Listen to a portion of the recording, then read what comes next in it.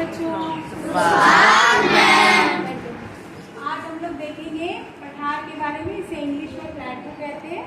ये पठार का चित्र दिया हुआ है हमने। ये शीर्ष है, शीर्ष समतल होता है टेबल की तरह और इसका आधार चौड़ा होता है और ढाल बहुत खड़ा होता है, स्टीप स्लोप, तीव्र ढाल होता है। और इसे भौगोलिक मानचित्र में यानी फिजिकल मैप में पीले रंग से दर्शाते हैं। धरातल से ऊंचे ऊंचे भाग, धरातल के भाग जो शीर्ष पर, समतल, आधार चौड़ा तथा तीव्र ढाल वाले भूभाग को पठार कहते हैं।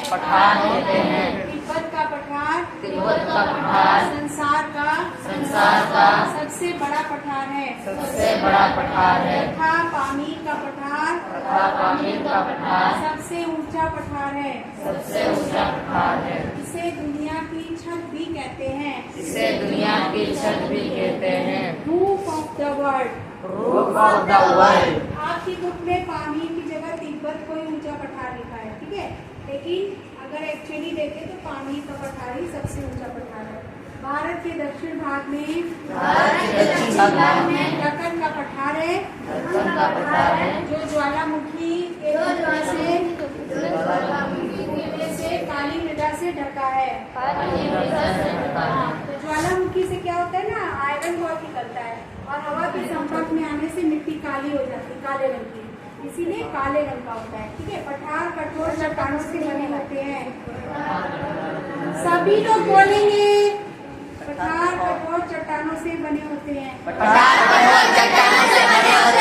दक्कन का पठार भारत के दक्षिण में है। इसमें खनिज प्रचुर मात्रा में पाया जाता है। दक्षिण अफ्रीका के पठारों में बड़ी मात्रा में हीरा और सोना पाया जाता है। पठारों पर कई दर्शनीय स्थल तथा जलप्रपात होते हैं। अफ्रीका की जिम्बेजी नदी में नदी पर विक्टोरिया जलप्रपात तथा भारत में शरावती नदी पर जोग जलप्रपात भारत का सबसे ऊंचा जलप्रपात है।